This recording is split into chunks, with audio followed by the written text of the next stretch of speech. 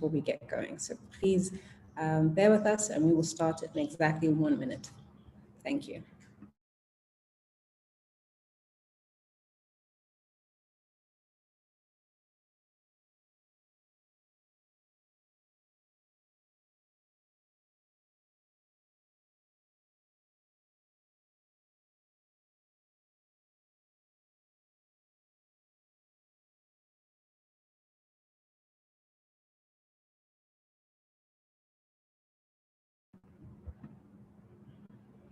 Good morning, good afternoon, good evening. My name is Ife Umuna. I'm the program lead for Nourishing Africa, a knowledge and membership platform aimed at helping African entrepreneurs scale their agribusinesses and transform the agriculture and food landscape across the continent. I will be your MC of the day. And on behalf of Sahel and the Nourishing Africa team, I am delighted to welcome you to this book launch and webinar. And I'd like to especially welcome our partners, our entrepreneurs and stakeholders from Africa and across the world. We had over 1,300 guests registering for this session, and this is a testament to the importance of the topic, but also the goodwill that we've built in the landscape. I thank each and every one of you for making the time out of your busy schedules to join us today.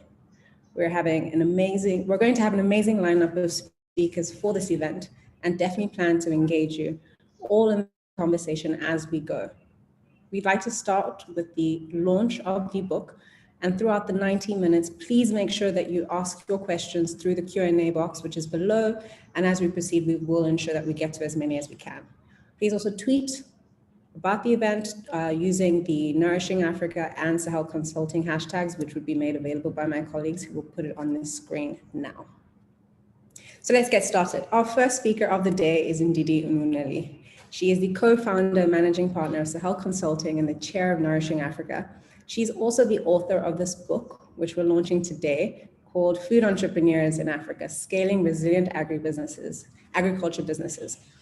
Ndidi is also the co-founder of Ace Foods, which sources from 10,000 farmers and produces a range of packaged spices, seasonings, and cereals for local and international markets. Ndidi is also the founder of Leap Africa, which inspires, empowers, and equips a new cadre of principled, disciplined, and dynamic young leaders in Africa. Please join me in welcoming Ndidi. Thank you so much, Ife, and thank you to all of you for joining us on this special occasion. It's really an honor and privilege to welcome you all, and I know that Mondays are very busy days, and it's typically very difficult to get such dynamic entrepreneurs, policymakers, funders from across the world to join us. But I appreciate the time that you've taken. I'll just walk you through why I decided to write this book and what I hope we will achieve through the book. I was born and raised in Enugu, Nigeria, in the southeastern part of the country, and grew up in a very conducive and supportive environment. Our home was a mini orchard, and we had enough to eat and share with our neighbors in a close-knit community. At 16, I moved to the United States to complete high school and start college. And I was shocked to learn that Africa's global face was a starving, disheveled child with yellow eyes, pale skin, and an extended stomach. I did not recognize this child, and yet this picture of starvation followed me around the world at dinner parties, conferences, on television, and even in train stations. I recoiled at these stereotypes, and they propelled me to devote my life to transforming the global narrative about Africa. Through my work as a social entrepreneur in the late 90s and early 2000s with Ford Foundation, Faith Foundation, Leap Africa, I interfaced with entrepreneurs across agriculture's food ecosystem and noticed the struggles they faced: financing, building models, building strong brands, and shaping their ecosystem. I provided training and support to them, but I didn't fully understand the hurdles they faced until I started my own agribusiness. And over the last 12 years, as I've immersed myself in the sector through Ace Foods, Sahel Consulting, and Nourishing Africa, I've recognized and embraced two realities. The first is that no external force will fully address Africa's agriculture and food challenges. Africa must drive and own this transformation agenda. Second, entrepreneurs across the different value chains must be at the forefront of this transformation. They are the lifeblood of the sector, and they need to transform it. But these entrepreneurs require support, knowledge, financing, tools to scale their businesses and to truly unlock the potential of this $1 trillion industry. So I decided to embark on a project, and I enrolled at the Masaba Rivani Center for Business and Government at the Harvard Kennedy School, where I wrote my first book, Social Innovation in Africa. And over a course of a year, I interviewed over 80 entrepreneurs, innovators, policymakers, funders, and development partners to understand the critical steps required to build resilient food and agriculture businesses. And I must pause here and recognize Ifi Umuna, who was my right-hand woman and the lead researcher for this book. And I applaud her for her efforts, along with so many dynamic young Africans who supported the research efforts. And I want to share with you a simple model that is included in the book, which I think brings to life some of the insights that I gained from this research. The first critical piece of the puzzle is that many of the entrepreneurs in this ecosystem started with a very different perspective of what the value chain would be and what demand-driven approaches were. And they really had to pivot very early in their histories. And so this 6 key prerequisites for scaling, which are on the next slide, are really one of the key takeaways in the chapters of the book. That for all the 80 entrepreneurs that I interviewed that are scaling and are making profits in the sector, they had demand-driven models that were with demonstrated value addition. They also leveraged technology, innovation, and data to pivot, to grow, and to address the needs of their customers. They shaped their ecosystem. They didn't wait for the ecosystems to shape them. Where there were no policies, they worked with others to come up with policies. And in many of our ecosystems, where there are so many white spaces, we often have to be the ones creating the policies or shaping the policies to ensure that they meet the needs of the consumers, but that we can also thrive and that the environment is a supportive one. These business models are cost efficient, they're dynamic, they leverage effective systems and structures, especially as they scale in terms of the number of farmers they're engaging with, or the number of communities they're serving, or the number of customers or regions in which their products can be found. In addition, and very important, they have simple, compelling branding. They know how to package themselves, as we say in Nigeria, not just in terms of how they tell their stories, but how they communicate with the stakeholders and how they amplify their voice in the ecosystem. And last but not the least, they figured out how to adapt to climate change, and they've built in resilience into their DNA, ensuring that they can adapt to shocks and that they're agile. COVID-19 was just one shock. Climate change is a bigger shock, and there are many other shocks. And these were the fundamental key takeaways from just one chapter in my book, which talks about business models for scaling. And the reality is that as COVID-19 hit, I had already started this book, but the sense of urgency was increased because the realization that food is medicine and that food is such an important part of our survival on this continent is critical. The fragility that the COVID-19 pandemic exposed only heightened my need to launch this book. And I was very, very fortunate to find a wonderful publisher, Routledge, which we have Rebecca here with us today, to help me amplify this voice, not only across Africa, but across the world. I hope that this book will inspire, equip, and support African entrepreneurs to transform the landscape. I also hope it will inspire policymakers, development partners, and researchers to create an enabling environment for agri-businesses to thrive. My ultimate hope is that when we think about Africa, we'll no longer imagine the sad one I confronted in my youth, but instead, the face of Africa will be a happy and healthy child with big brown eyes, healthy skin and hair, and a wide smile to show how Africa can nourish itself and the world, and how entrepreneurs are driving this transformation. I'm excited to get this book in the hands of every aspiring and emerging entrepreneur in Africa, but also into every school, secondary school, university, where we need to prioritize the subject of agribusiness and truly ensure that our industry is competitive and that we can drive growth, create jobs, and improve the livelihoods of our people and the nutritional status of our people. So I look forward to getting this book into all of your hands and working with you over the next few years to change this narrative on the continent and across the world. Thank you very much. Thank you, Ndidi. I'll let you in on a little secret. A few people asked us why we were launching this book on a Monday. Today is in fact Ndidi's birthday. She picked today because since she cannot host her typical birthday tradition of hosting an open house to celebrate her birthday, she decided to have a virtual discourse on the topic near and dear to her heart instead. But please do join us in wishing Ndidi a happy birthday. At this point, I am delighted to welcome a great friend of Sahel and Nourishing Africa, a champion of young Africans and all things nutrition, Dr. Lawrence Haddad. Lawrence is the Executive Director of the Global Alliance for Improved Nutrition, the leader of Action Track 1 of the UN Food Systems Summit, and a former World Food Prize recipient. Lawrence has served a number of hats during his extensive career in the sector, including being the founding chair and lead author of the Global Nutrition Report, the director of the Institute of Development Studies, which is the world's leading development studies institute, as well as the director for the Food Consumption and Nutrition Division at the International Food Policy Research Institute.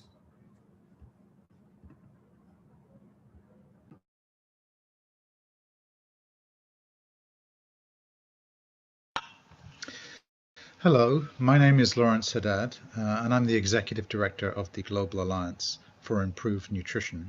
And I was one of the lucky few people that was able to get an advance copy of this brilliant book from Ndidi Nwele. And from the first page of this book, we are really captured by Ndidi's words. She quickly reveals the two realities that have shaped this book, and indeed her own professional life. First, Africans must own and drive the transformation of their food systems. And second, entrepreneurs have to be at the heart of that transformation. And here the author really walks the talk. Now, the book is wonderfully written and researched. Data and evidence are carefully interweaved with inspiring narrative stories about the realities facing real entrepreneurs, the many opportunities that exist for them in every sector and every value chain, and crucially, what they need to do to work out how to create and seize those opportunities while riding out the inevitable shocks. In fact, the book is just a veritable how-to for entrepreneurs in the food sector and in any country, with guidance, worksheets, and example. The chapter on leadership skills and self-assessment is really unusual for a book of this kind, but the author reminds us that the potential investors are investing in the entrepreneur as much as in the business model. The proactive search for talent is another critical issue that is rarely written about, but Nwele brings the issue to life and illustrates how critical it is, underpinned by the creation of a high-performance, conducive organizational culture. Other topics, including brand building, the use of technology, and one of my favorite chapters, really, because of its clarity, is on financing growth. So not content with making one's own business a success, Ndidi also has a chapter on shaping your ecosystem, which highlights the broader agency of entrepreneurs working together in partnerships and networks to shape the business policy environment they face, which in turn generates more growth and more opportunities. So, the book is just a rare treat. It's grounded in the reality of a successful business person, a reality that is just contextualized by a superb reach into the academic literature, enlivened by dozens of case studies, and reflective in that it holds up a mirror to the reader and to potential and current entrepreneurs to help them self-analyze and strengthen their business. Simply put, it's probably the best book I've ever read on this topic. I'll make sure it's widely available to all of my staff at the Global Alliance for Improved Nutrition. I will urge my colleagues and my partners to read it, learn from it, share it, critique it, and critically act on it.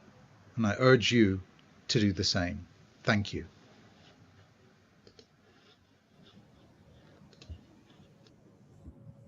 Thank you, Dr. Haddad. We really appreciate your support and very kind words.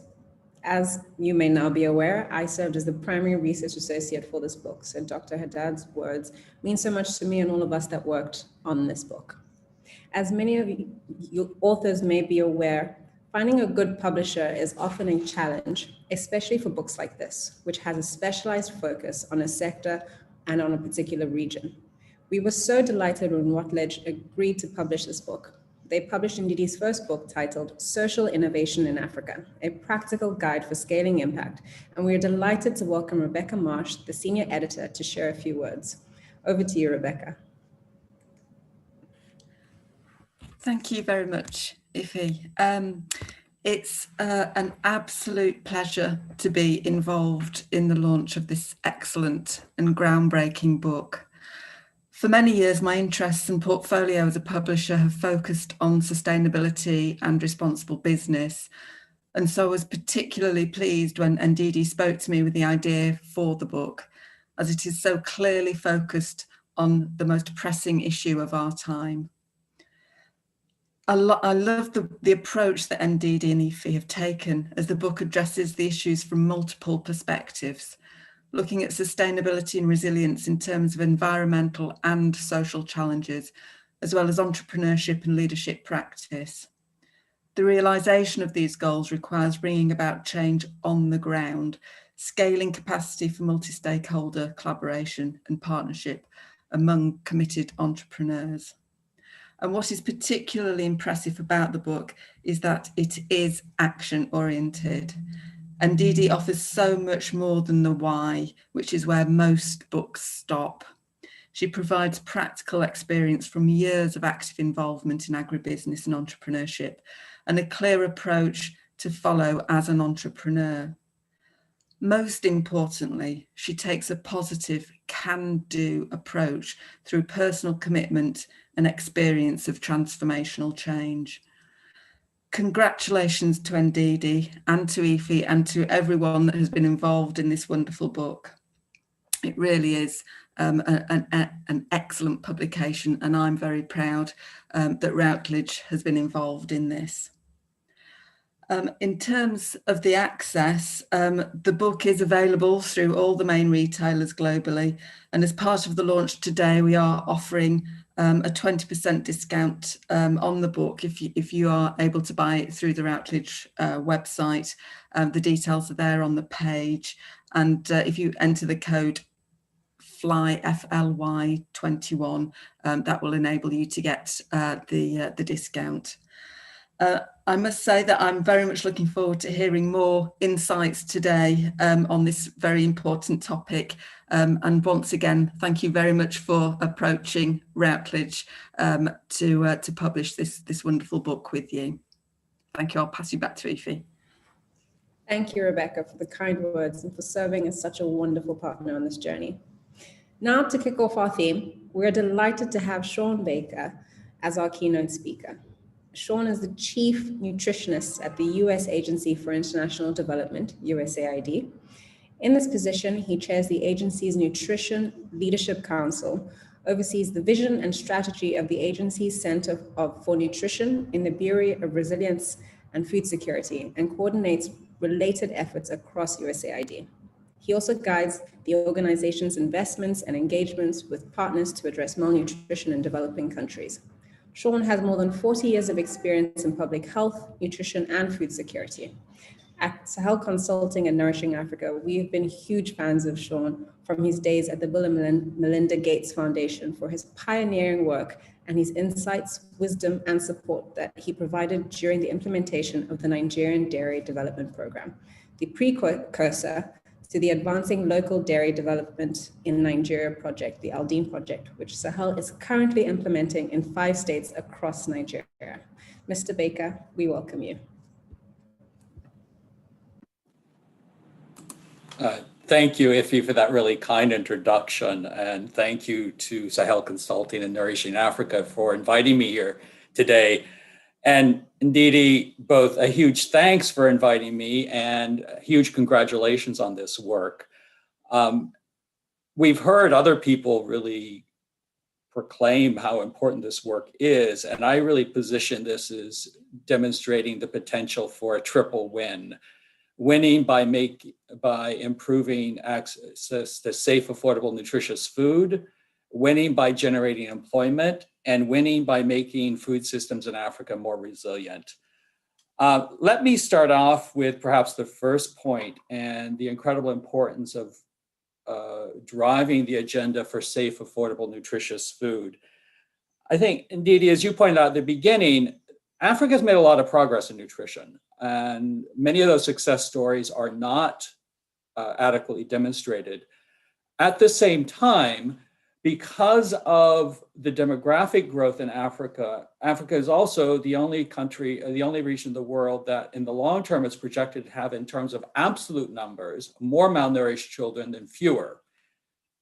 I firmly believe that trend can be dramatically changed. But, and part of it is really addressing the food systems.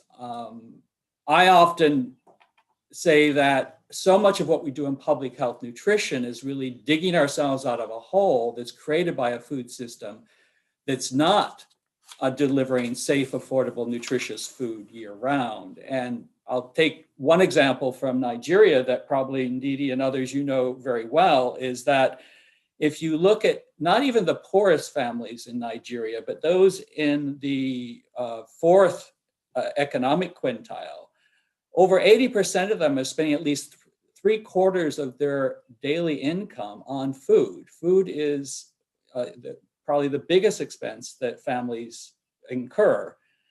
And we also know that most people across the continent and also across Asia cannot afford a healthy diet. A case in point is to the north of Nigeria and Niger Republic, where egg calories are 23.3 times more expensive than staple calories. Now, obviously not perfectly equivalent, but when we on public health side are trying to promote egg consumption for moms and for kids, if we're not taking in consideration the cost of these foods, it's inconceivable. We really need to be working on making foods more available, less costly, safer.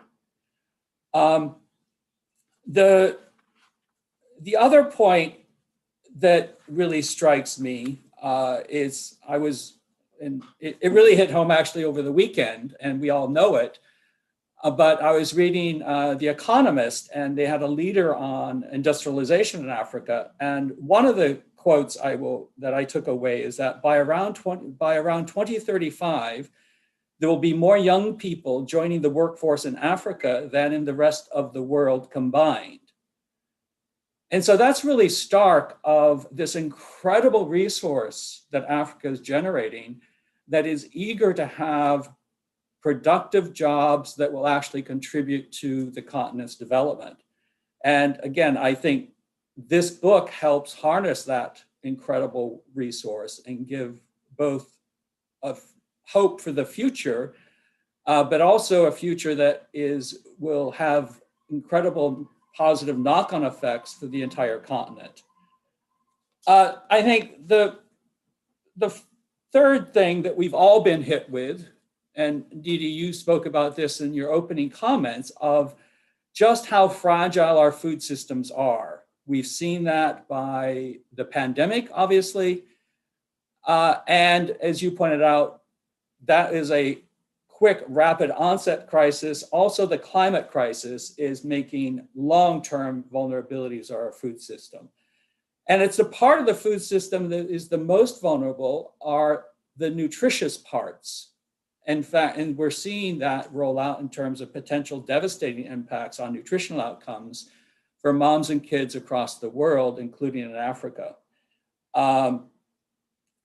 So the potential, though, is huge, because we do know that the private sector, and particularly small and medium enterprises, have a critical role to play into building more resilient and sustainable food systems. And particularly in Africa, the food system is incredibly reliant on small and medium enterprises. 80% of foods flow through these small and medium enterprises, and many of the jobs generated by the food system are in these same enterprises.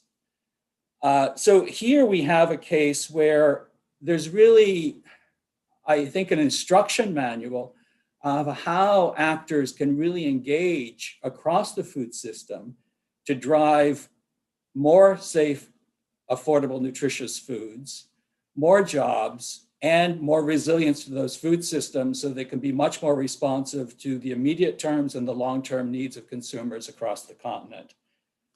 At USAID, we've recognized for a long time that the private sector is an essential player of the food system, and we need to enable that role, and particularly enable the role of small and medium enterprises. We've had different activities such as Feed the Future Business Drivers for Food Safety Project, which is working with very small and medium-sized food enterprises. We've had many examples in our prior investments including with the Alliance for Inclusive and Nutritious Food Processing, which is supporting small and medium enterprises to improve their food processing capacities, and including food safety. And as many of you who have heard me speak, this year, 2021, is really a make or break year for nutrition to my mind. Obviously, we're in the process of how do we build back from the devastation of the pandemic, the impacts it's had on food systems, on nutritional status, on economies across the world. And the global community is rallying both to rethink food systems through the UN Food Systems Summit, and this entire year is a year of action of nutrition for growth, to really re-energize, reposition, and recommit to the nutrition promises that are enshrined both in the World Health Assembly targets on nutrition and the Sustainable Development Goals. And I think that this book is not just an instruction manual, it's also a rallying cry, and to really shape the global dialogue on food systems transformation for more nutritious foods, and on making sure we have adequate investments and action on nutrition to really meet our promises. I think having more of the faces of African leaders from small and medium and national enterprises is going to be incredibly important. So the timing of this book fits in extremely well, not just because of your birthday, Ndidi, which I learned about today, and so happy birthday, in addition to congratulations, but also comes at a very opportune time to show the world the leadership that's coming from a younger generation, a generation of Africans that are deeply committed to improving the situation in their continent, and that the way forward, there's a huge amount of success possible, and we need to turn the challenges of this pandemic into a success story of how systems can overcome, become more resilient, and really better serve the populations who need nutritious food the most. So again, thank you so much for having me today, and back over to you, Ify. Thank you, Sean, for your excellent remarks and your commitment to supporting African entrepreneurs. We're most grateful. We will now jump right into our panel. We have assembled a great group of panelists to speak on the theme, preparing the next generation of entrepreneurs to transform Africa's food ecosystem. I'll briefly introduce each of our panelists to you and then pass it on to Ndidi to moderate the panel. Please remember to put your questions into the Q&A box below. Our first panelist is Natalie Akon Gabala, who is the Regional Director for Western, Central, and Northern Africa at the MasterCard Foundation, where she leads country offices and programs for one of the foundation's largest regional groups. She also oversees the foundation's global access to finance and gender strategies, key enablers for the Young Africa Works. Prior to joining the MasterCard Foundation, Natalie was a partner with a pioneer financial inclusion-focused Chicago-based impact fund management company with investments in Asia and Africa. And she has over 25 years of experience and deep expertise in small and medium enterprise banking, microfinancing, fintech institutions across sub-Saharan Africa. Nourishing Africa is a true example of the incredible work the foundation is doing, and we're honored to be among the beneficiaries and partners of the foundation. Professor Chris Ogbechi is Dean and Professor of Strategic Management at Lagos Business School and visiting professor at Strathmore Business in Nairobi, Kenya, and the University of Kigali in Kigali, Rwanda. Professor holds a first-class honors degree in mechanical engineering from Manchester University, an MBA from Manchester Business School, and a PhD in business administration from Brunel Business School in the UK. He has vast experience in marketing strategy and corporate governance derived from his work as head of marketing and sales at Nestle Nigeria, and from his consulting work with Nigerian, Ghanaian, and Kenyan firms over the years. LBS has been a strong partner of Sahel for many years and continues to shape the leaders of today and tomorrow in Nigeria and beyond. Thirdly, Dr. Eleni Gebre-Madhin is founder and chief executive of Blue Moon, Ethiopia's top incubator and early stage startup investor, as well as founder and chair of Ethiopia's first co-working space, Blue Space. Prior to this, she founded Eleni, Africa's leader in designing, building, and supporting commodity exchanges in frontier markets with projects in Ghana, Tanzania, Nigeria, Mozambique, Cameroon, and Rwanda.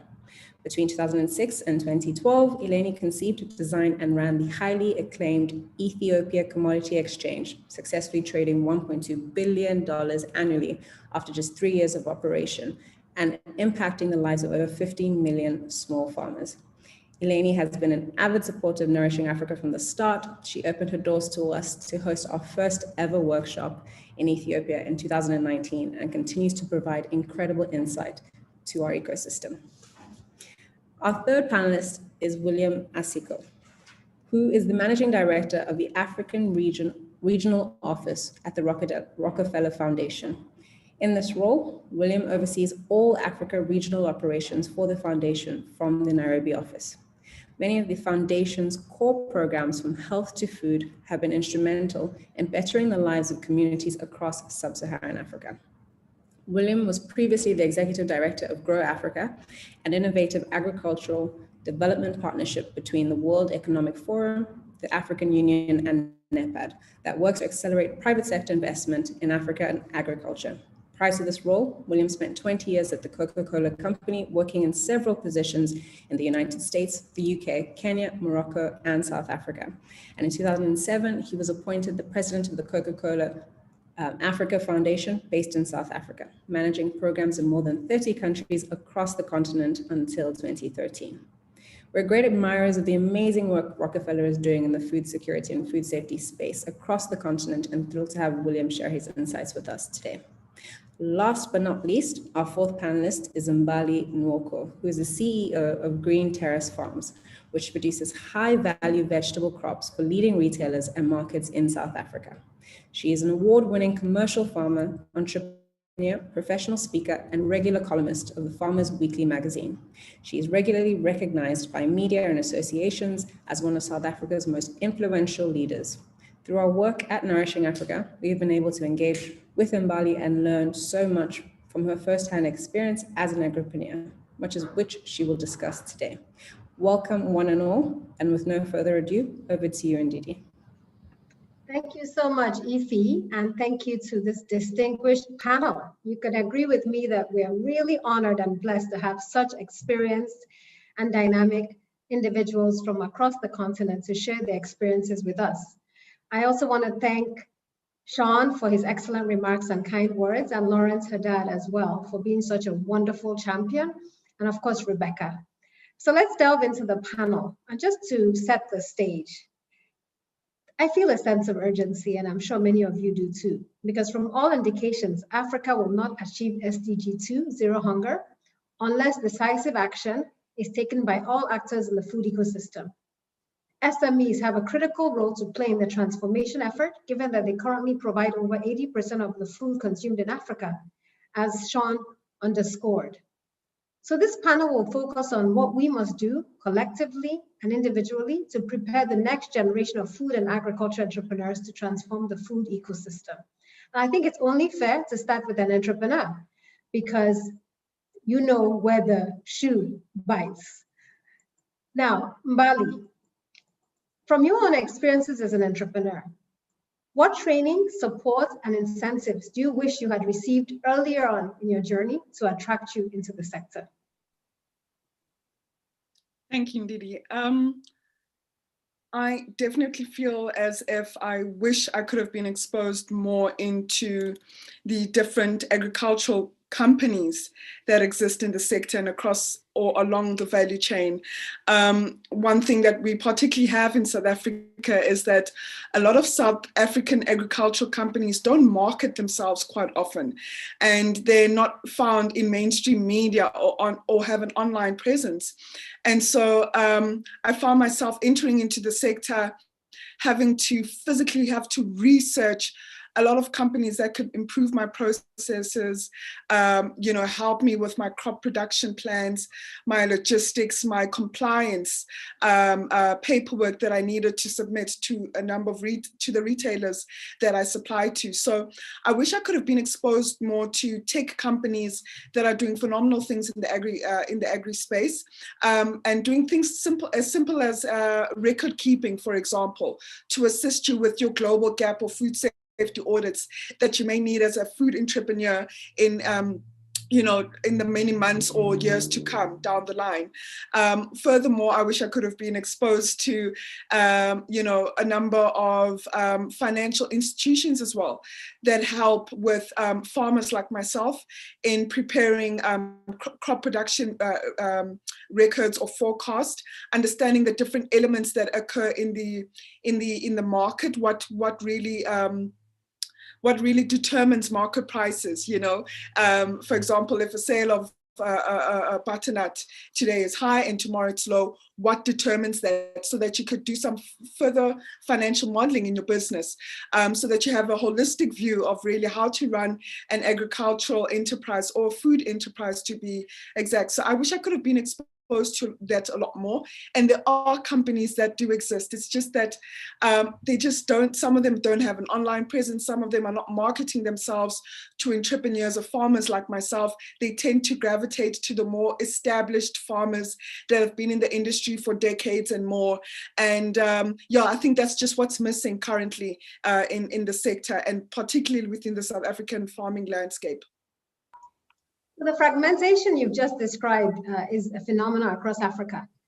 And many entrepreneurs feel really isolated, and they work in silos, they don't have the support networks. And that's one of the reasons we created Nourishing Africa, to create this hub for information sharing and a community of entrepreneurs.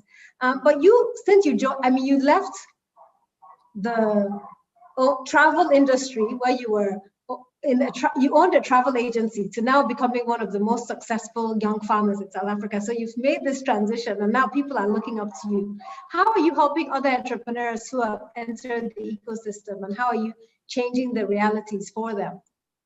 Yeah, so just to correct that, no, I was not in the travel industry. I was in recruitment, definitely recruiting a lot of professionals in the technical space.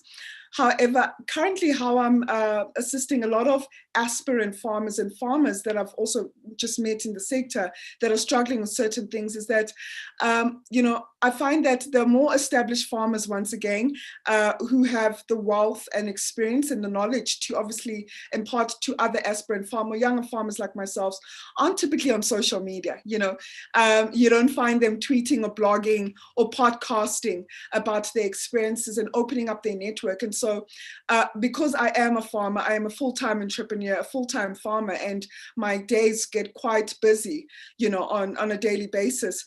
I obviously blog, I obviously do podcasts where I open up my network, people that I've met in the industry who definitely hold influential positions, who hold very high leadership roles in the agricultural sector, and I get to ask them questions, about the sector, their viewpoints, their experiences. We have a conversation about a diverse range of topics that I know that my audience will typically like to know, and the audience being aspirant farmers or just startup farmers who are in the industry.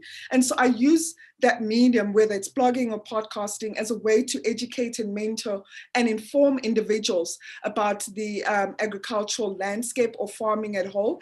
And, fortunately as well, I'm part of the columnist for Farmers Weekly magazine, which is now over a century old magazine in South Africa. And I'm very strategic in the articles that I write every single month, which really comes from sometimes frequently asked questions from audience, people engaging with me directly or on social media or sending me emails. And I try to educate the audience based on my experiences, based on what I know in the sector, and most importantly, lived experiences, things that I could back up, you know. And so that's just how I try to educate and inform people who have an interest in agriculture.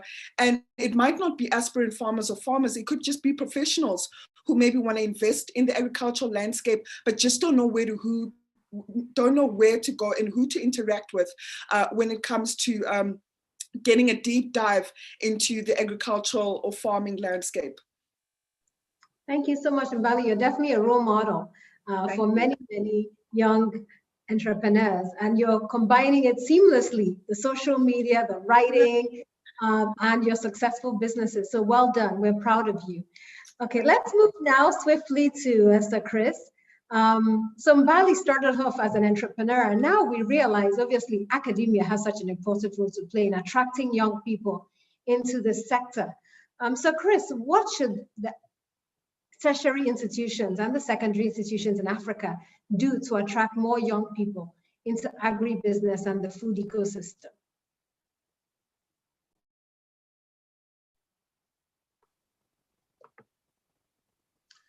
Thank you very much, Ndidi. We in the academia have a lot to do in preparing the next generation of agripreneurs. We have to get them, first of all, interested. The average age of the African farmer is on the increase, and many young people don't see agriculture as something exciting. How we make it exciting for them is important if we really want to bring them in, provide them the knowledge, the skills to succeed in this important space. And we have to go back, before we get to tertiary institutions, we have to go back to the primary and secondary level. How do we make agriculture exciting for them? Can we introduce Young Farmers Club in primary schools, secondary schools? We have so many schools where they have some land and they can start teaching them basic interest in agriculture. And I think if we don't generate that interest, we stand a big risk of not being able to overcome that problem of SDG 2, which is zero hunger by 2030. And we at the Lagos Business School found out something interesting that led us into introducing a program we call the Agribusiness Management Program, aimed basically at attracting young people into agriculture. Why? First, we want to make them understand the agribusiness value chain. The agriculture is not just only farming, that you can actually break this value chain into four elements. The pre-upstream, the upstream, the mainstream, and the downstream. I'll talk about that later. But the key thing is that in doing this, we want them to see agri not as a hobby, but as a serious business. So get them to understand this value chain so that they pick where to play and how to play to win as a business.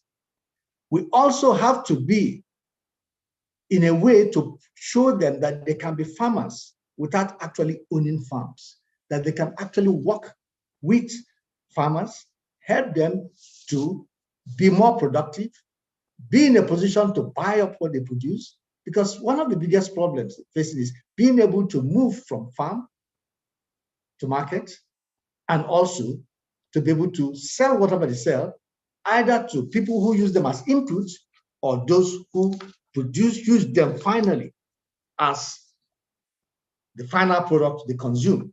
But the interesting thing for the academia is not only making them see it as a business, but also making the whole process of learning interesting. One of the things we found out is that the young people need to see agriculture as a potential career choice. And here we believe private foundations and NGOs will also run campaigns aimed at helping school children to discover more about agriculture and the profession. But the other interesting thing is that at the tertiary level, we need to actually get willing students to study agriculture in institutions of higher learning, perhaps in part because the quality of agricultural training is perceived to be low in standard. For example, taught materials in African agricultural institutions needs to be linked to advances in technology, facilitate innovation, and have greater relevance to a diverse and evolving agricultural sector, with a focus on agribusiness and entrepreneurship. You're beyond the technical skills, building capacity for management, decision-making, communication, leadership should also be incorporated into agricultural training programs that is offered in many tertiary institutions in Africa, in order to train graduates who can proudly develop into successful agri-entrepreneurs. So that is a way that we can use to reform agricultural agri training in tertiary institutions, but most importantly in business schools, because these business schools are aimed at making them business people and not just farmers. Thank you, Sir Chris. You're speaking my language. This is a topic that's near and dear to my heart. And Sahel has been working on this issue for many, many years. And our research shows that only 3 to 4% of Nigerian students in universities study agriculture. And for most of them, it's their third or fourth choice. So they couldn't get into medicine. So they tried for pharmacy. They couldn't get pharmacy. They tried microbiology. Their third or fourth or even fifth choice was finally to study agriculture or some component of agriculture. So one of the things we are advocating, and I'm personally advocating, is that we need to transform the curriculum, almost make it mandatory for every business school to have an agribusiness topic as a prerequisite for graduation, since 70% of our population works in this sector, but also a sense of urgency that across our countries, we need to stop teaching agriculture as a science and more as a business. What will it take to really reform curriculum at the national level in many of our countries? And you have the vantage point of working in Rwanda, Kenya, and Nigeria. And what can private sector do to support you and leaders such as yourself in academia to make this change happen quickly? I think one of the main things that we need to understand the dire position we find ourselves in terms of food security. That we have to have that conversation at a national level.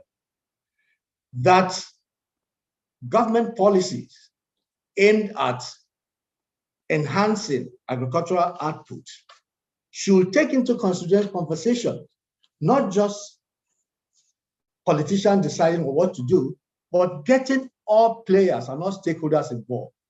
Those who are developing the farmers, those who are financing the farmers, those who are also partners in other ways of making this successful. So for us, at a certain point, we need to have a national discourse on our food security issues and how best to do it.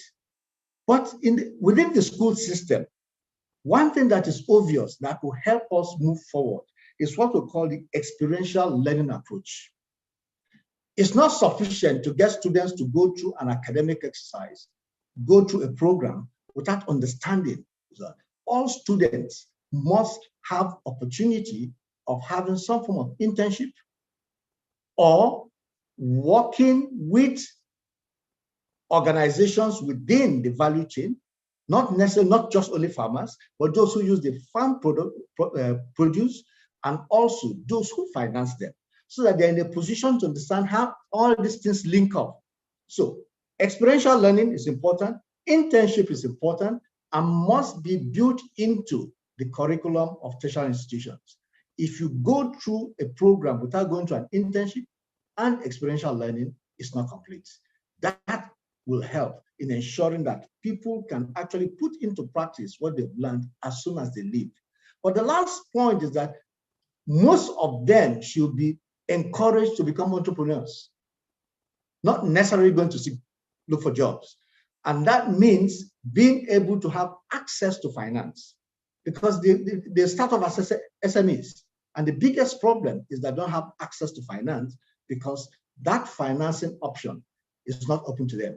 And many of them have to depend on foreign foundations to assist them. We need to change that narrative as soon as possible.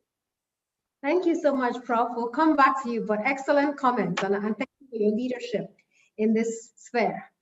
I'm moving swiftly to Eleni, who is a great champion for African agripreneurs and has been working in this space for many, many years. Eleni, what is the role of accelerators and incubators in changing this narrative, attracting young people into the sector and sustaining their interest and driving profitable growth? Thank you, Ndidi, and lovely to be here, and congratulations on the book that we've all been waiting for, but also happy birthday. I still remember the excitement that Ndidi created when we had her come and give a talk about Nourishing Africa and about the book, and that was, yeah, I guess just about a year and a half or maybe 2 years ago in 2019. And so it's really exciting to be here. Now, talking about, agripreneurs and innovation and entrepreneurship in the agri space. Blue Moon, our incubator here in Ethiopia, was launched about 4 years ago with this idea that we were going to try to attract the brightest and best minds, the biggest hearts to solve the big problems of how to feed the planet, how to feed the country, and how to transform livelihoods all along the agri value chain, and not just looking at cropping, but also livestock and dairy and fishery and agroforestry, and even beyond that, uses of waste into and out of agriculture. And so it's been quite an adventure, and I do want to reflect a little bit because you asked me a big question. And it's really, first of all, I want to just back up and say that at Blue Moon, we are looking at startups rather than SMEs. And I want to make a little distinction, which is, I think, an important one, in the sense that we look at startups as, companies at idea stage or at early stage, less than 3 years, for sure, but also with an idea that, or a focus that is innovative, scalable, and with the potential for transformational impact. So if I could give you a quick example, someone might go through a 2-week business development training or an entrepreneurship program, and basically, put together a business plan to buy a cow and milk the cow and sell the milk. That's an SME, that's a micro enterprise. We're looking at somebody who comes in and says, I have invented or developed a device to milk the cow twice as fast and double the productivity of the milk yield. Or I have, developed a storage box to double the shelf life of the milk. Or I have an app to link that dairy farmer or a dairy farmer to the market, further and better, and with the logistics, component to expand the reach of the market. That idea is massively scalable because it's for everybody in dairy, but it's also extremely risky, and it needs a lot more than 2 weeks of nurturing or training on how to write a business plan. With the former type of idea, the BDS, what do you call it? Business Development Service Provider, sort of like an extension agent, after going through the 2 weeks of training, which is very light touch, that entrepreneur would probably be linked, at least in Ethiopia, this is how it's done. They're linked to a microfinance institution. They get a 6-month credit. They buy the cow. The BDS officer checks in every month, make sure that they're following the plan. They're milking the cow, taking the milk to market, and eventually repaying their loan, their 6-month credit. Now, in the case of those scalable but highly innovative and risky ideas, the business development service officer really doesn't add much value, because this is an idea that will require, technical engineering skills or IT skills. It will require a go-to-market strategy that's going to be, very intense and will require time to work out. And similarly, that kind of innovative startup goes to the microfinance, and they will be looked at, pretty blankly. And the officer at the MFI will say, I have no idea how you're going to ever repay my loan, at least not in 6 months. This will take years to get, off the ground, if ever. And so they're pretty much told, go buy a cow and then we can give you a 6-month credit. So there dies that innovation that could be transformational. So that's what we've been trying to operate in, is in that space, and trying to figure out what kind of support our incubator would provide to those kind of big ideas at a very early stage that require not light touch, but very heavy touch and intensive touch support, and also that would require risk capital rather than short-term credit.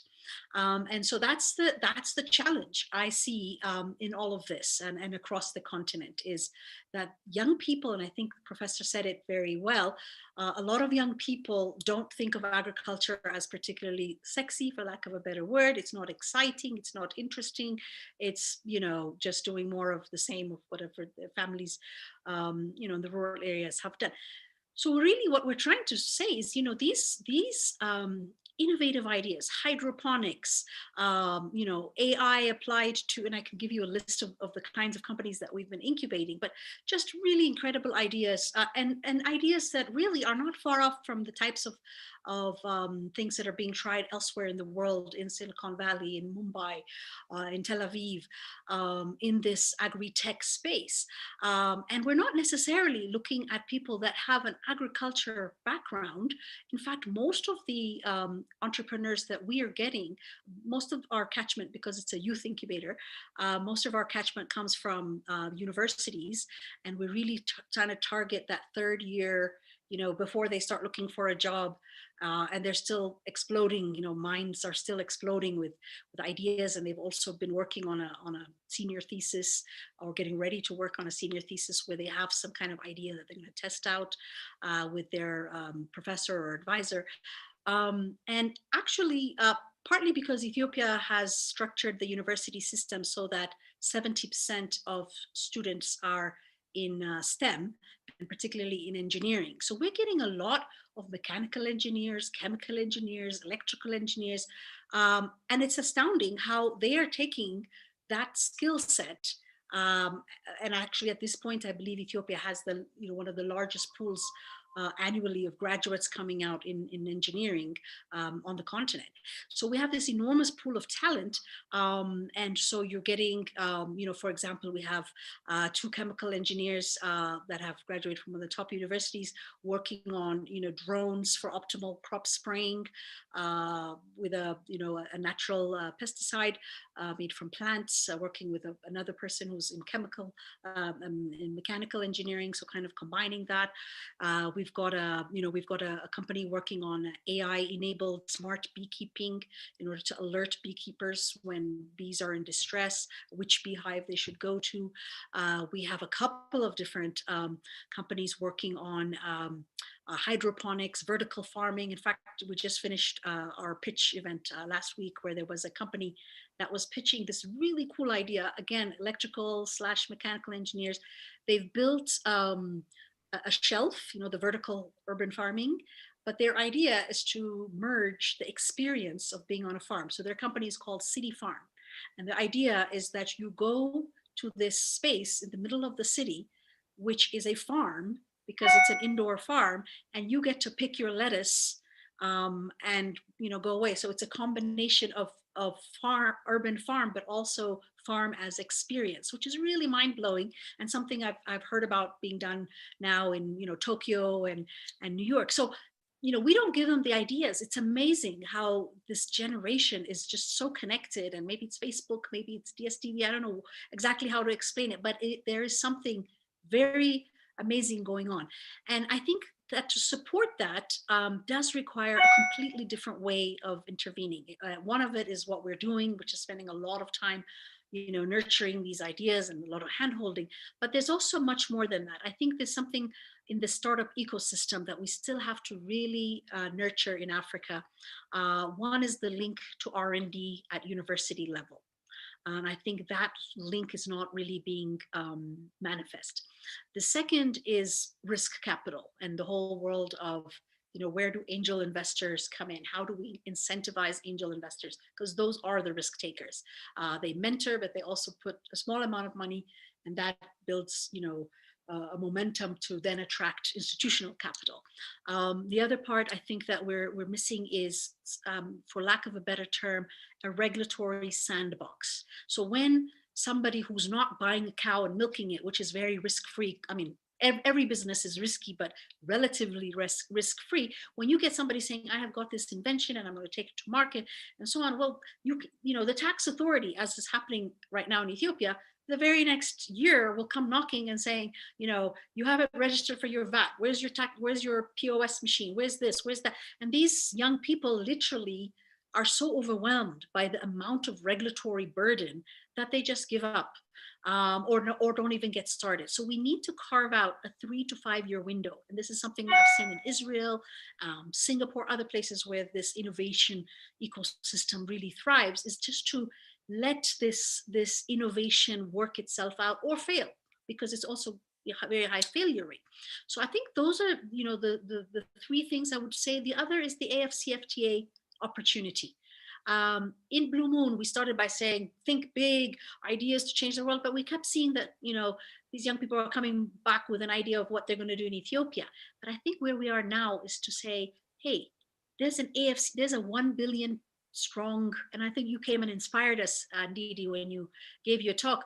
We're talking about $1 trillion market and $1 billion people market. So when we have a company again last week that was pitching about banana flour, green banana flour.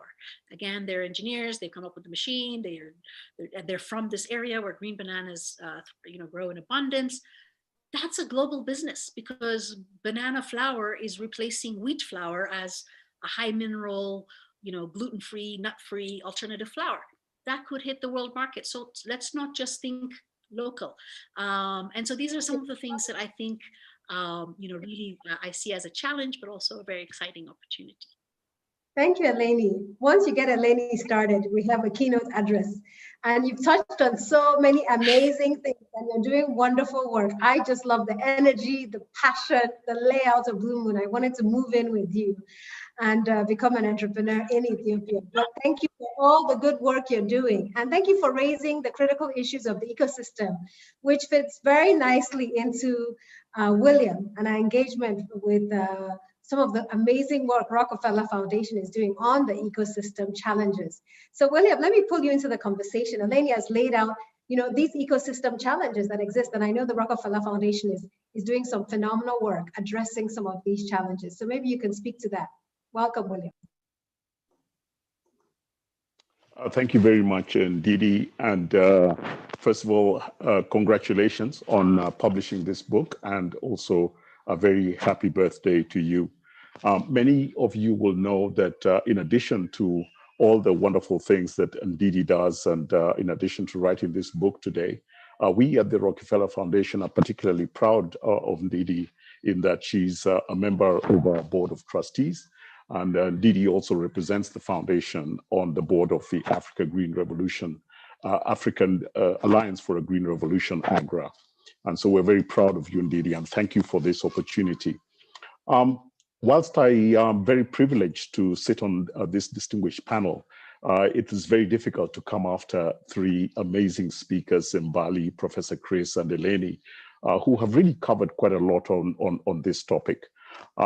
But I think you are right in the sense that one of the most important aspects of affecting the future generation of entrepreneurs is going to be an enabling environment.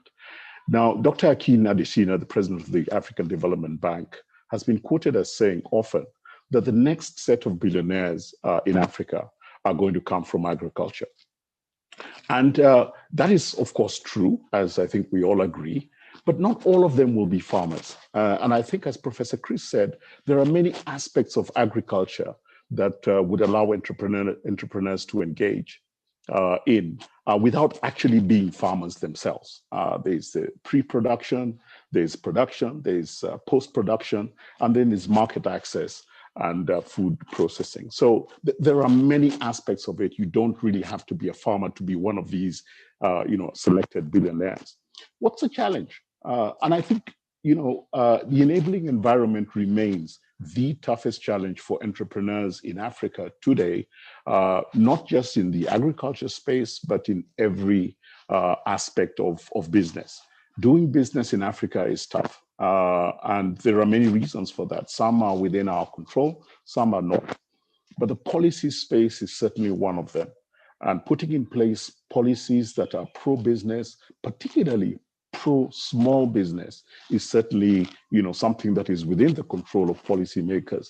And I know that many countries are working towards doing that. But there are other structural problems that prevent entrepreneurs from being successful that are not necessarily related to policy. One of the biggest challenges we've seen, which are being addressed by organizations like Nourishing Africa, like Blue Moon, are the idea of supporting a business in the early stage. Eleni talked a lot about risk capital and the idea of incubation. We probably need hundreds of Blue Moons, hundreds of Nourishing Africa on this continent to get to the transformation that we need in order to make agriculture the billionaire maker that Akina Desina believes it is. And so one of the things that we're doing at the Rockefeller Foundation is creating a fund that will allow small and medium-sized enterprises that have brilliant ideas, but they just cannot get to the next level. And one of the challenges is, again, if I quote Dr. Akin Adesina, he often says that the challenge today is not capital. Actually, for entrepreneurs, and even to a certain extent, small and medium-sized entrepreneurs, there is sufficient capital for them to access. The challenge usually is the risk capital that Eleni mentioned, the early stage capital before, the business has proven itself. But also you find some structural problems. Some financial institutions, even angel investors, will require feasibility studies. They will require environmental impact assessment studies, depending on the nature of the business, and such other structural things that are required before the business can even generate any sort of revenue.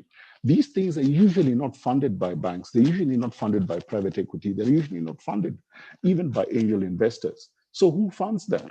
And this is the challenge. So one of the things that we're doing is establishing this accelerator fund, which we hope will work towards addressing this problem. And I think it's a huge problem. And some of the work that we've seen across the continent, great ideas, great business models, but the entrepreneurs are unable to move forward because of this not small, but I think significant challenge of having to get these things done ahead of applying for investment. I'll stop there, in case you have other questions. Thank you so much. Thank you very much, William, for those excellent remarks. Just if you can touch briefly on some of the work you guys are also doing in the energy poverty landscape and how you're pulling in catalytic ventures to ensure that some of the ecosystem challenges that Eleni talked about, the cost of doing business, are also addressed.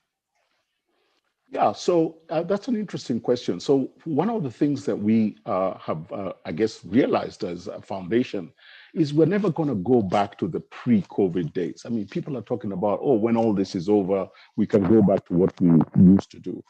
In Africa in particular, a lot of people were already struggling, especially in the agricultural space, be they smallholder farmers or those who are involved in servicing these farmers, were already struggling pre-pandemic. And so you can imagine what happened with the pandemic, with markets shutting down, supply chains being affected, entire value chains being wiped out in a space of weeks. And so we realized that it was not going to be possible to go back. And so one of the things we are doing in assisting the recovery is looking very closely at this area of agriculture and energy, and that nexus of how it can help to transform how food is grown, how it is transported, how it is stored post-harvest, and especially how it is processed. to help to reduce this huge import bill Africa has, which is projected to reach $100 billion by 2030. And so this ag energy work is around looking at certainly small, medium-sized enterprises that provide clean, green energy to smallholder farmers to assist with everything from irrigation to post-harvest loss and to agro-processing. And the idea is to provide cheap systems that are able to be robust. We're looking at investing in technology companies that can then provide the solar systems at affordable prices. We're working with the private sector to make sure that these are sustainable solutions that are affordable and can take farmers to where they need to be with regards to really adding value to their production. Thank you so much. I'm so excited about this initiative that the Rockefeller Foundation is pushing, because it will really reduce the cost of business for a lot of processes and crowd in so many more entrepreneurs into the sector. So well done, William, and well done to you and your team. And last but not least, I'd like to invite Natalie. The MasterCard Foundation is a pioneer in addressing the challenges young people face and bringing them into the sector, leveraging AgTech, leveraging financing, and we at the Sahel Consulting and Nourishing Africa are so honored to be working closely with the MasterCard Foundation. So I'm delighted to invite Natalie to please share a bit about all the great work you're doing to address this challenge that we're discussing, preparing the next generation of food and agribusiness entrepreneurs. Thank you. Thank you, Ndidi, for inviting me for such a great panel. I was taking notes during all the conversation because of so many brilliant ideas. First of all, allow me to wish you an happy birthday and thank you for the privilege of spending this day with you. As you said, the MasterCard Foundation really mission is to advance learning and promote financial inclusion. And youth is at the center of everything we do. So which is why our board approved the very ambitious Young Africa Work Strategy a couple of years ago to really enable work with partners on the continent to enable to unlock dignified and fulfilling work for 30 million young Africans by 2030. And 70% of those work would be for young women. So obviously, if you say work for young people in Africa, you say agriculture. So agriculture in every 7 countries of present that we have, it's really at the center of our programming activity. And how we support our partners is really by playing the role of a convener. We want to convene, first of all, the young people, because they know themselves the solution. They, as it was mentioned, they are so creative and they can address the solution in their communities. But also we want to convene the educational institution around the table. We want to convene the policy makers, and we want to work with the individual and institution to really unlock the potential of agriculture in all our country. It was mentioned during the conversation, the need to attract young people to agriculture. And I would say even for us, it's young women to agriculture. And a lot of ideas were floated around, but I think something that we found very critical for us is those role models. Having people like yourself, having people like Baldi that are coming and talking about their experience and presenting a different facet of agriculture to those young women is critical, and we want to support this. What we do also with the partner we're working with is to ensure that they use technology.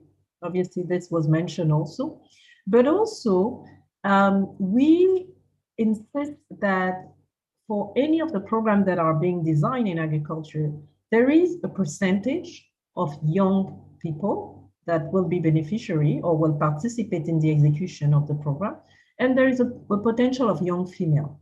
So that's something that we believe that if we're not intentional, then it will be difficult to achieve this bold ambition. Another element is capacity building. It was mentioned by the different people also. We understand the need in terms of entrepreneurial skills. And I agree that it's not only, it's no more so much the technical agricultural skills that are needed, but also simply how to run a business and supporting agro-processor through this journey. We want to support, we're supporting in different countries also innovation in agriculture. And I really like this idea. I want to borrow this word of a regulatory sandbox. I think every African country, we're working with the ECOWAS around the establishment of startup acts around West Africa, and this will fall rightly in this category. So in a nutshell, those are the different interventions that we have. It's still early in a journey of Young Africa Works. So we are learning as we implement, but what is critical to us in everything we do, it's really this value of co-creation. We want to work with the young people. We want to work with the agro-entrepreneur to develop solutions that will work for them. Thank you so much, Natalie. You know, we are so proud of your work and the learning culture that the MasterCard Foundation has, trying new things, pivoting, and sharing that knowledge widely. And I applaud you for that. And I hope that many other development partners and philanthropies will model their investments like the MasterCard Foundation. I'm going to come back to each of my panelists for 1 minute response because we're out of time. And you all have a lot of questions in the Q&A box, which I hope you're addressing. Unfortunately, we're not going to have a time to open up to hear some live questions, and I do apologize, but I'm encouraging all of you panelists to please respond to the questions that have been posed to you. So I'm coming back to each of you for 1 minute. There's a crisis, there's an urgent crisis. Recently, the Nigerian Bureau of Statistics released a report that said that 33% of Nigerians are unemployed, 33%, the highest unemployment rate right now in most countries. And we see this across the Sahel, rising rates of unemployment, and across many parts of Africa. What is one thing we must do, one very practical action step we must take to attract young people into the sector and to prepare the next generation of agri and food entrepreneurs? Let me start with you, Mbali.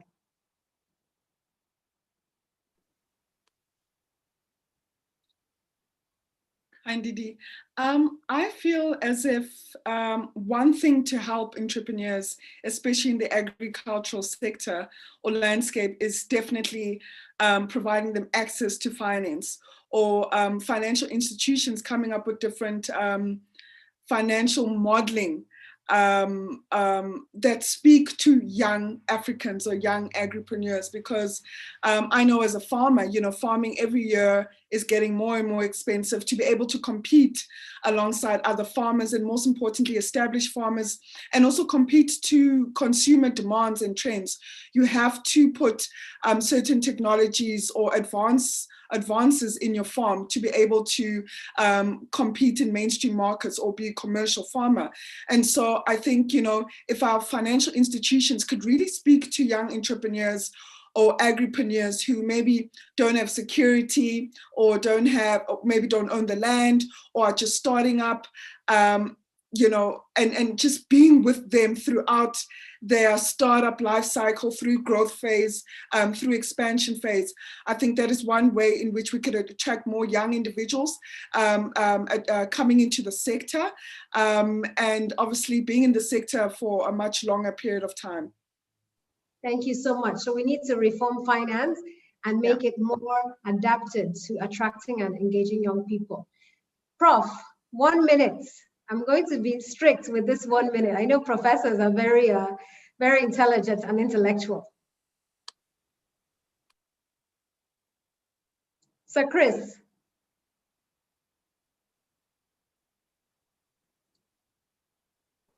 Yes, indeed. The question again.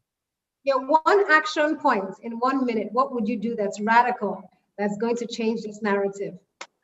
For us, one of the things we can do to help more people understand the agribusiness is to see how we can produce the program in such a way digitally, in chunks, that we can then make available. People can pick what they want to learn at any time and at a reasonable cost. Since we can bring everybody to the school, we can then take it to them. And that's an approach we can take to help them to become agripreneurs and not just farmers. Fantastic, Sir Chris, and we'll be looking forward to partnering with you on that because Nourishing Africa is engaged. Eleni, 1 minute. I would say de-risk innovation, make it easier to get agri-business or agri-tech startups started up, and then support scaling up, because we often fall off the map when we need to scale up. And that's a different set of interventions. So both of these, de-risking the starting up and enabling the scaling up. I love it, and it's a very tweetable quote. De-risk and enable scale up. De-risk startups, enable scale ups. William. Thank you, Ndidi. We have a big tragedy that is ongoing in the food sector in Africa. Is we have food and beverage companies that are operating in Africa, producing beverages and food items for Africans and for consumption in Africa. And yet they're importing their ingredients from outside of Africa. And it's true with many companies, including my former employer, Coca-Cola. And many of these companies have made public commitments to source locally, but they're unable to because of many of the challenges we've been talking to today. I think really just getting the ability for companies that are producing food and beverages in Africa for African consumers to buy from Africa. And there will be a level of patience required to get these farmers and entrepreneurs to a product quality and quantity level before they can become solely reliant on local or domestic farmers to produce these ingredients. But I think there has to be a start. And this has to be part of our policies in African countries to insist that multinationals and domestic companies operating in Africa for the African market should source their ingredients locally. Thank you, William. You're speaking my language. I actually advocate for 40 to 50% local sourcing, mandatory policy. Thank you for championing that. Natalie, last but not least, what is one practical action step we can take forward? The only additional thing I can think about, it's really mindset shift. I'm dreaming of a time where parents will say so proudly, my son is studying agriculture, as they are saying, my son is studying to become a lawyer or a doctor. Really starting at this level. And Africa understanding that agriculture is a unique comparative advantage that we have. If we don't use agriculture to really change the narrative on the continent over the next years, then we would have missed something. We would have missed a great opportunity. I cannot think of a better way to end that fantastic panel. Thank you to my distinguished panelists, Mbali, Sir Chris, Eleni, William, and Natalie. All our children should aspire to be multi-billionaires in the food and agriculture sector, improving the lives of people and transforming the nutrition landscape. So I am just really excited and encouraged that we have such great people like you leading this charge. And I look forward to working with you to ensure that in our lifetime, we see this narrative that Natalie so well described changed. So please join me in giving a round of applause to the panelists. Thank you very, very much. God bless you all. I'm going to pass it back to Ify. Thank you. Thank you for the terrific panel. I'm so excited to see what the future holds for African entrepreneurs from farm to fork. At this point, we're going to move swiftly along to the last two speakers to share a few thoughts before we close out. We've heard from Lawrence Haddad. Now we will hear an entrepreneur's perspective of the book. And I'm delighted to welcome Tito Aderoju, a seasoned professional with several years of experience across a variety of industries, including information and financial technology, banking, e-commerce, engineering, agriculture, and aviation.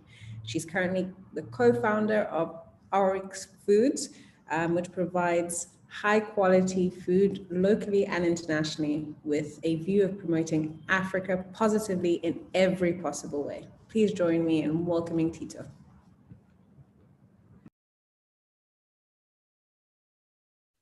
Hello, can you hear me? Yes, I can. Okay, so happy birthday, Ndidi. Thank you so much for this thought-provoking session. And thank you for having me to speak about the book.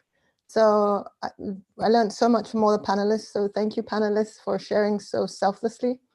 When Indy mentioned the fact that she was going to produce a book, I actually called her and asked her a couple of agri questions, and she mentioned that she had written a book. And if she could, she would get it across to me, and she did. And it was such an amazing book. I had no idea that it would be full of so much great statistics. It would be full of such practical information. I think the icing on the cake for me were the anecdotes from real world and real life African entrepreneurs, herself inclusive, on things they had gone through. And it's an amazing book, very practical. In fact, I would say it's a mini master's in African agribusiness. So bottom line, it's an amazing book and an essential read for any entrepreneur and students alike.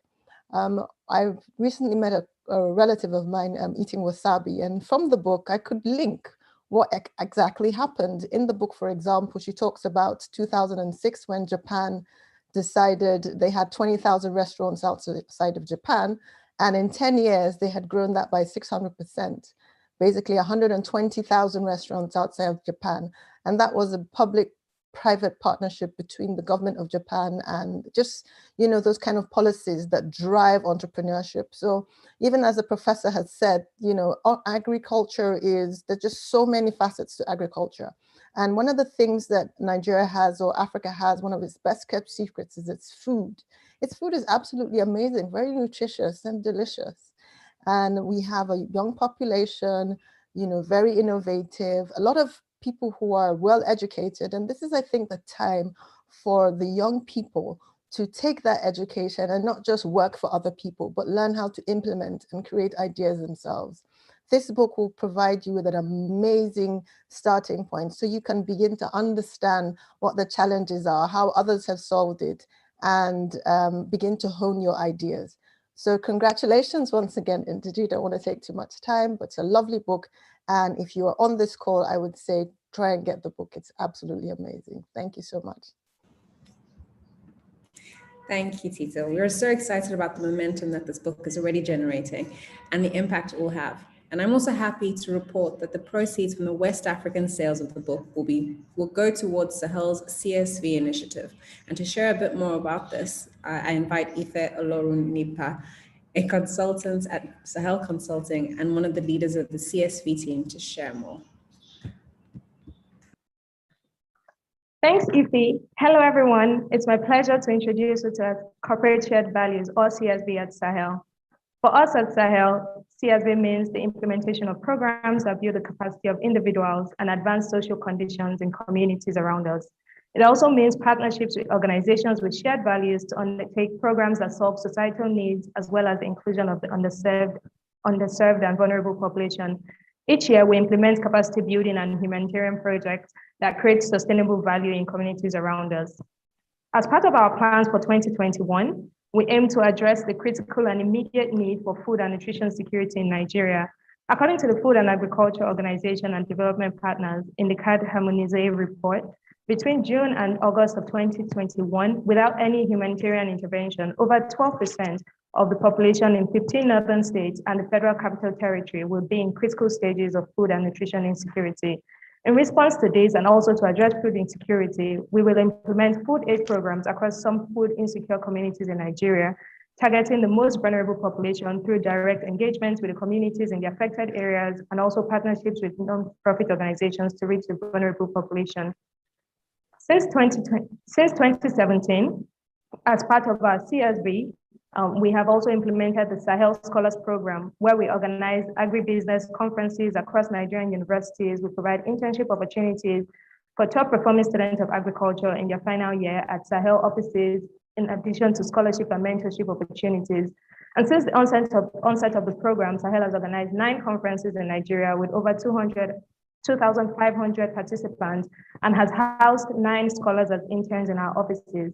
And in 2020, due to the restrictions from COVID-19 on physical conferences, we held the conference online, and we introduced an additional conference for educators and researchers to discuss issues based on our current realities.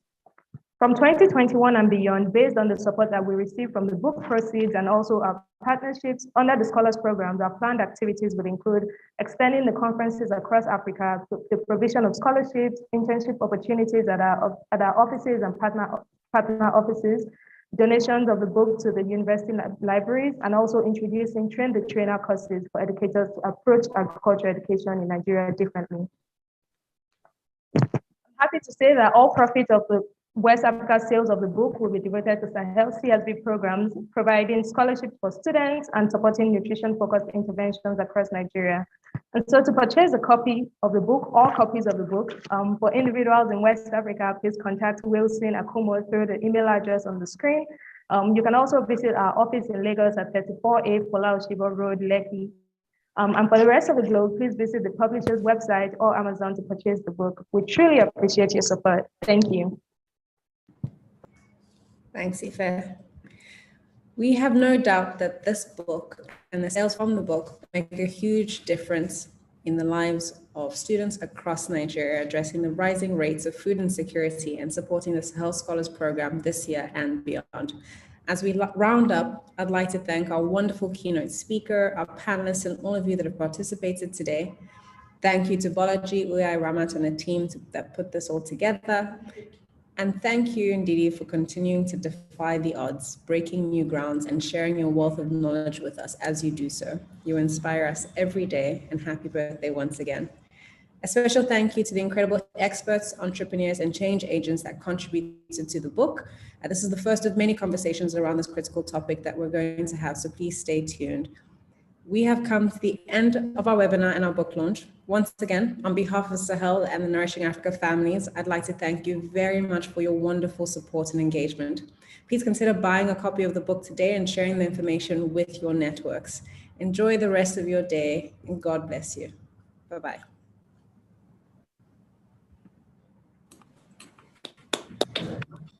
Thank you, everyone.